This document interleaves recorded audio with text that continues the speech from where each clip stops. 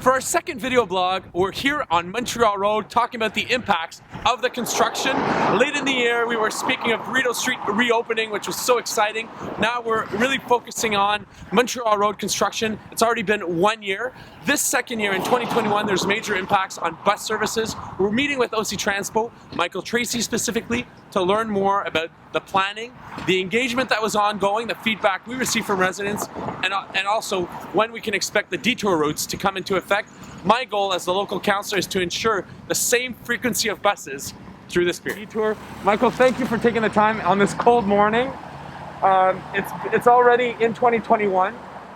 Construction will be starting in a few months. Your team is getting ready in terms of how can we continue to offer good transit through the corridor, through the period. So can you share with us your role and what does it mean to work with infrastructure services while operations continue?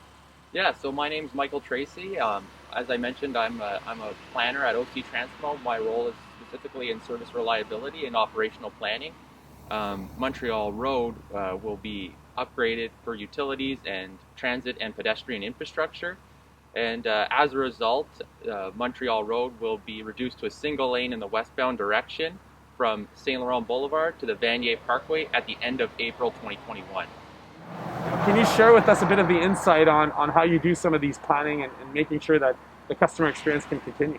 Certainly. So when we're presented with a closure such as this, what we try to do is match our regular route as close as possible so the impacts to customers are minimal.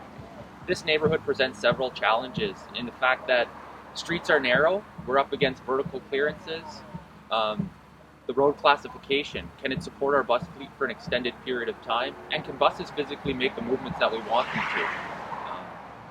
When we have all those attributes considered, then we can sit down at the table and start looking at where we can actually travel, on what streets, and how to best service the community. So Michael, we were on Deschamps, which is one of the detour segment. We're now on La Fontaine.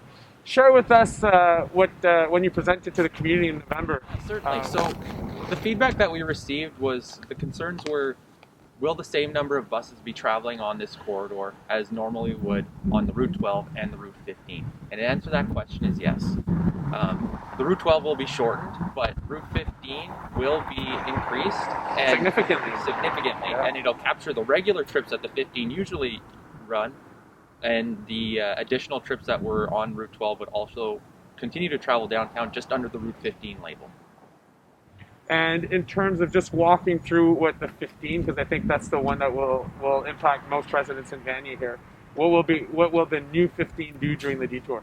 So the new 15, it will travel in the eastbound direction, so it'll use Vanier Parkway, Deschamps, Montfort, and come down La Fontaine, use MacArthur and Saint Laurent Boulevard. So it's a bit of a zigzag through the neighborhood, but it helps capture everybody to the best of our ability that we want to. And obviously bus stops will be added for the period so that people can access the service throughout. Definitely. We'll have several new bus stops installed on La Fontaine, and some infrastructure work will be required that we'll coordinate to make sure they're safe, accessible, and that all doors can be serviced on these buses. And we'll also have some new stops go in on Deschamps as well, and also on Vanier Parkway, so there should be ample service for the detour as it is implemented. A lot of work still underway to make sure that OC Transpo and the entire team's ready for the April detour routes.